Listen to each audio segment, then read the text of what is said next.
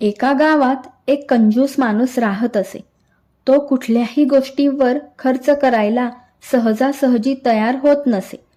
आपला पैसा तो जीवापाड प्रेमाने सांभाळत असे.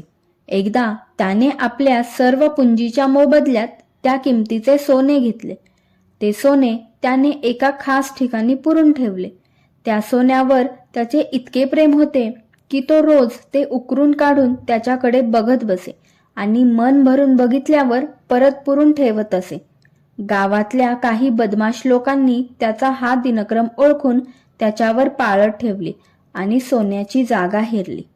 एक दिवस त्यांनी ते सोने चोरून नेले. दुसऱ्या दिवशी त्या कंजूस माणसाने ती जागा खणली आणि त्याला सोने गेल्याचे लक्षात आले. तेव्हा तो मोठमोठ्याने रडू लागला. त्याचा शेजारी त्याला बघायला आला आणि त्याची हकीकत ऐकून त्याला म्हणाला, "एवढे कशाला रडतोस? तुला त्या सोन्याची फार आठवण येत असेल तर त्या जागी दगड पुर आणि आपला दिनक्रम चालू ठेव. तिथे सोने असले काय आणि दगड असले काय? तू ते वापरत तर अजिबात नव्हतास. त्याचा तुला काही उपयोगही नव्हता. आपल्या मनाचं फक्त समाधान करून घे." कंजूसपणा आणि अति पैशांवर प्रेम केल्याने जीवनात खरी सुखशांती मिळत नाही.